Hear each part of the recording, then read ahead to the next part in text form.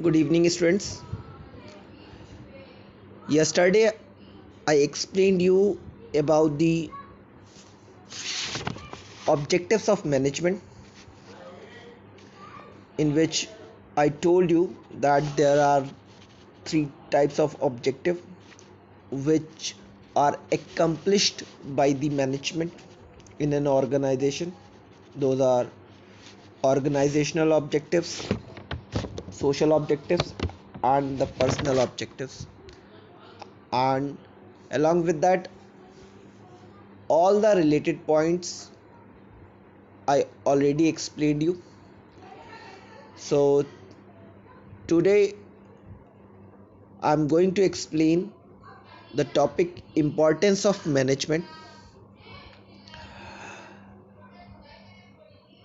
In this topic we'll have to understand that why management is so necessary in any organization, whether the financial or non-financial. Management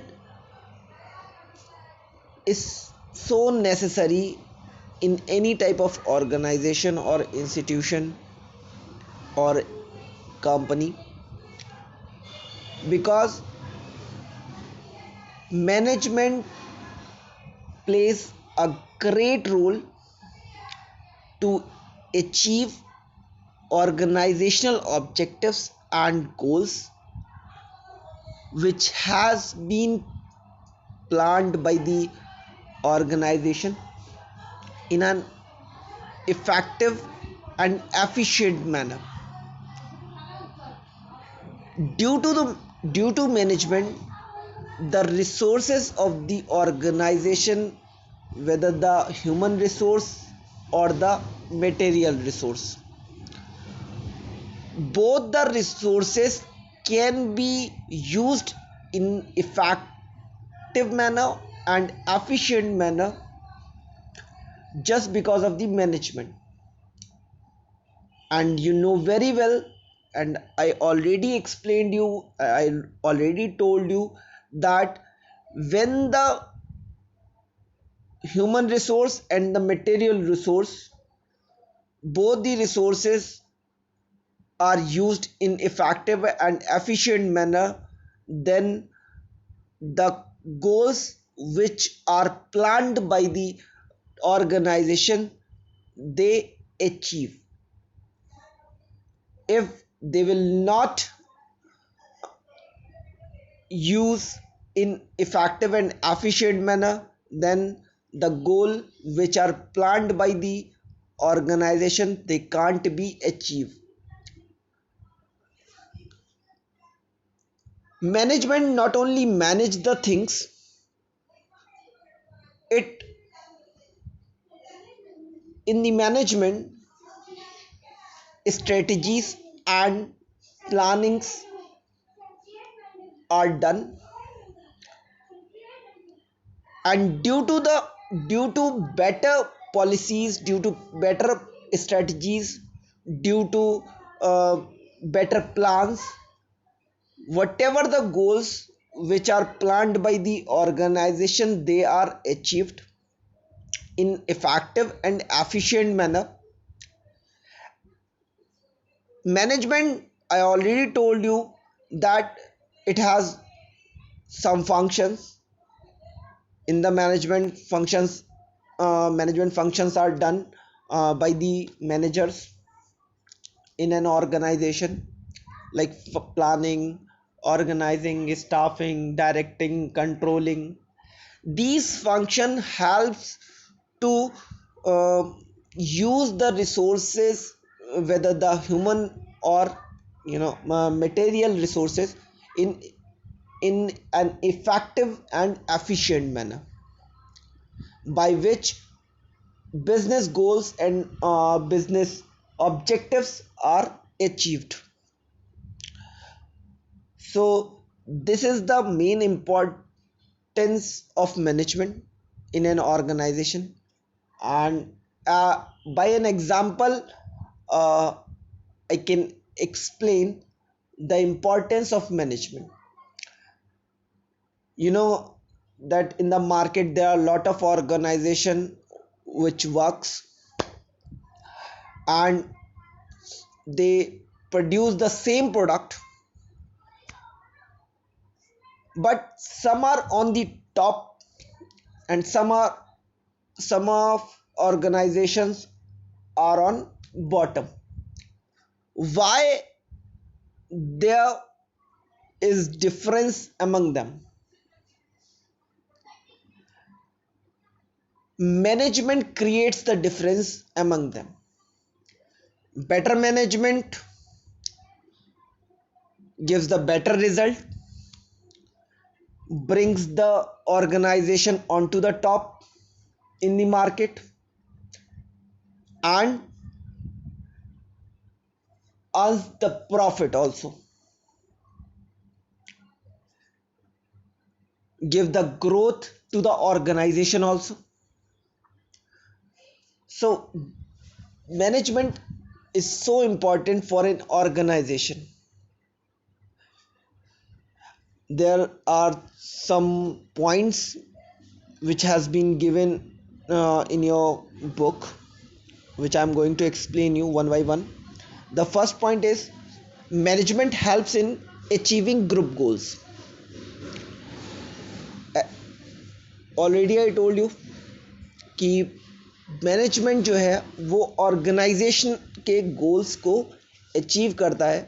organisation में सिर्फ और सिर्फ केवल जितना भी गोल setup किए जाते हैं ऑर्गेनाइजेशन के द्वारा या टॉप लेवल मैनेजमेंट के द्वारा, उनको भी किसमें टुकड़ों में या फिर मतलब कह सकते हैं डिवाइड कर दिया जाता है छोटे छोटे गोल्स में. ठीक है. और इन गोल्स के लिए अलग अलग डिपार्टमेंट्स बनाए जाते हैं जो कि मैनेजमेंट के द्वारा फंक्शन होते हैं या मैनेजमेंट के द्वारा रन कराए जाते हैं और उन पर उनका पूरा कंट्रोल भी होता है. और हर डिपार्टमेंट के लिए स्ट्रेटजीज प्लानिंग की जाती है. ठीक है. उनके अपने रिसोर्सेज उन्हें दिए जाते हैं जिसके बेसिस पे वो काम कर सके. और कोई भी डिपार्टमेंट का मैनेजर वो जितने भी इंडिविजुअल उस डिपार्टमेंट में काम करते हैं उन सब के एफर्ट्स को यूनाइट करता है और उस डिपार्टमेंट के गोल को अचीव करता है जो कि सेट किया गया है बाय एन ऑर्गेनाइजेशन. जैसे सपोज एट मान लीजिए कि अगर हम बात करते हैं स्कूल की ही ले लीजिए, तो स्कूल में एक कॉमर्स स्ट्रीम भी है, एक साइंस स्ट्रीम भी है. 11th-12th में होती है ना, तो कॉमर्स स्ट्रीम भी है, साइंस स्ट्रीम भी है. कॉमर्स स्ट्रीम का गोल अलग है, साइंस स्ट्रीम का गोल अलग है. कॉमर्स स्ट्रीम के इंडिविजुअल्स जो वर्क करते हैं, यानी कि जैसे मैं हो गया या कोई और सर हो गए, ठीक है, वो अलग पढ़ाते हैं आपको. साइंस वालों का ग्रुप अलग है. We have different plans, we have different strategies, we have different goals in different departments. हम लोगों के अलग अलग गोल्स होते हैं, अलग अलग डिपार्टमेंट्स हैं, अलग अलग बुक्स होती हैं, अलग अलग सारी पढ़ाई है, हमारे गोल्स भी अलग अलग हैं. लेकिन कॉमर्स वाले जितने भी टीचर्स हैं वो कॉमर्स को यूनाइट करते हैं. जैसे आपने देखा होगा HOD जो है हेड ऑफ डिपार्टमेंट जो इसको बोला जाता है. ठीक है.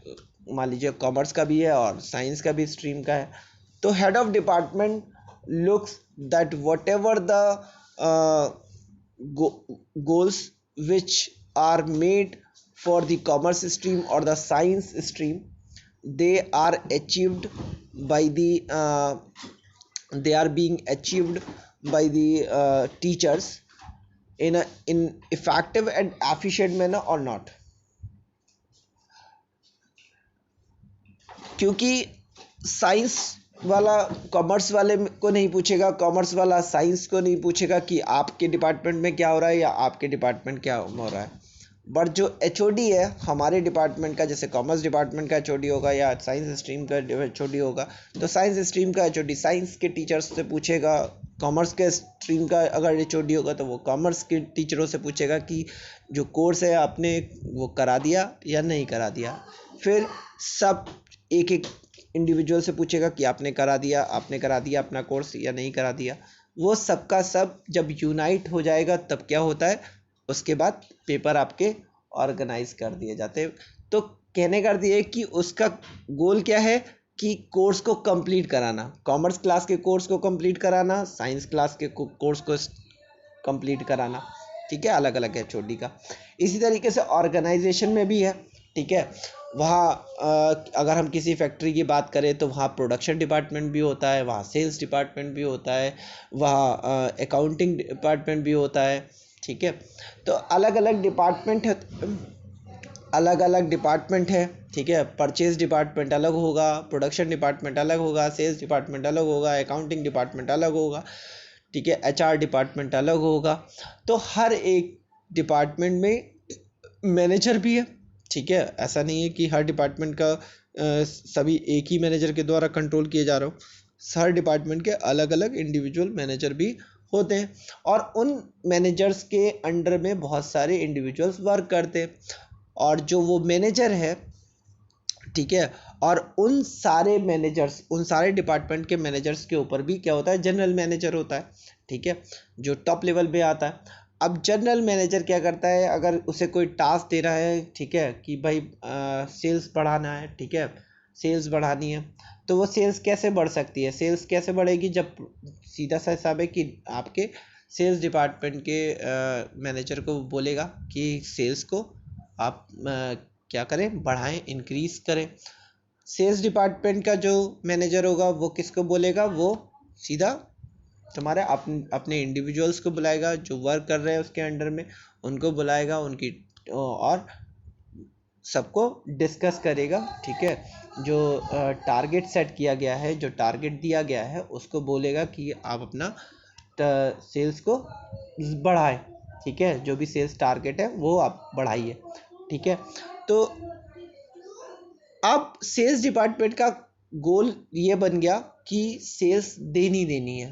ठीक है, सेल्स देने के लिए उसे क्या करना पड़ेगा, मार्केट, जितने भी इंडिविजुअल्स उसके अंदर काम कर रहे हैं उनको विजिट करनी पड़ेगी, मार्केट विजिट करनी पड़ेगी, नए नए शॉप्स को देखना पड़ेगा कि कहाँ कहाँ काउंटर बन सकते हैं, कहाँ कहाँ बेचा जा सकता है माल को।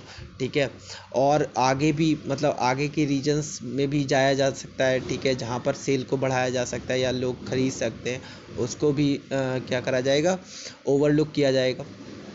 और इस तरीके से जो पहले जहाँ पर सामान नहीं बिक रहा था वहाँ पर भी सामान बेचने की कोशिश होगी जिससे कि सेल्स बढ़े। ठीक है, और वो सारे इंडिविजुअल्स अपने अपने एरिया में नए नए काउंटर्स खोलेंगे। ठीक है, और जब सबके सब पूरा अपना टास्क कंप्लीट कर लेंगे तो लास्ट में उन सब की जो सेल्स है उसको यूनाइट कर लिया जाएगा कि हाँ अब इस डिपार्टमेंट ने कितनी सेल करी है। ठीक है, प्रोडक्ट्स की कितनी सेल करी है वो कौन बताएगा, फिर वो मैनेजर को हैंड ओवर करी जाएगी वो रिपोर्ट कि हाँ इतनी सेल हमारे डिपार्टमेंट के द्वारा की गई है। ठीक है, और वो सेल्स मैनेजर किसको रिपोर्ट हैंड ओवर करेगा, वो किसको करेगा, जनरल मैनेजर को। ठीक है, तो इससे क्या है कि ग्रुप गोल की अच्छी, मतलब मैनेजमेंट क्या है, एक तुम्हारा ग्रुप गोल को अचीव करने में सहायक होता है या हेल्पफुल होता है, जिसके मैनेजमेंट ही एक तरीका है जिसके द्वारा बेटर तरीके से जो ग्रुप के गोल्स हैं उसको अचीव कराया जा सके या अचीव हो सके। नेक्स्ट है आपका पॉइंट, मैनेजमेंट इंक्रीजेस एफिशिएंसी। ठीक है, मैंने पहले भी बताया था कि एफिशिएंसी का मीन क्या होता है कि जो भी प्रोडक्शन है, ठीक है, maximum production at minimum cost. ठीक है, तो मैनेजमेंट, मैंने पहले भी बताया कि ह्यूमन रिसोर्स हो या फिर मटेरियल रिसोर्स हो, due to better management, due to efficient management, they both are used in a properly manner, in a control manner. और जब कंट्रोल मैनर में, प्रॉपरली मैनर में, इफेक्टिव तरीके से, एफिशिएंट तरीके से जब ये दोनों रिसोर्सेज यूज़ होते हैं, ठीक है, तो जो प्रोडक्टिविटी है, जो प्रोडक्शन है, ठीक है, वो मैक्सिमाइज होता है। और जब प्रोडक्शन, और साथ साथ प्रोडक्शन मैक्सिमाइज मिनिमम कॉस्ट पे होता है, ठीक है। ऐसा नहीं है कि प्रोडक्शन तो मैक्सिमाइज हो रहा है बट उसकी कॉस्ट भी क्या हो रही है, लगातार बढ़ रही है। क्यों? जितना ज़्यादा से ज़्यादा एफिशिएंट तरीके से, जितना ज़्यादा इफ़ेक्टिव तरीके से ये जो दोनों रिसोर्सेज हैं, ह्यूमन रिसोर्स और मटेरियल रिसोर्स, जब इन दोनों को यूज़ किया जाता है तो कॉस्ट क्या होती है, घटती है, और प्रोडक्शन क्या होता है, बढ़ता है। तो ये मैनेजमेंट के कारण ही संभव है, ठीक है। तो मैनेजमेंट क्या है, मैनेजमेंट की बेटर पॉलिसीज़, बेटर स्ट्रेटजीज़, और जो अच्छे स्टाफ के द्वारा, ठीक है, अच्छी स्टाफिंग के द्वारा, ठीक है, और आपका अच्छी कंट्रोलिंग, अच्छी डायरेक्टिंग के फंक्शन को कर कर ये जो एफिशिएंसी है, ठीक है, एक ऑर्गेनाइजेशन की, और एक जो मैक्सिमाइज प्रोडक्टिविटी है, उसको क्या कर सकते हैं, बढ़ा सकते हैं मैनेजमेंट के द्वारा। तो मैनेजमेंट क्या है, मैनेजमेंट इंक्रीज क्या, किस चीज़ में सहायक होता है, हेल्पफुल होता है, ये इम्प्रूव एफिशिएंसी को इम्प्रूव करने में सहायक होता है।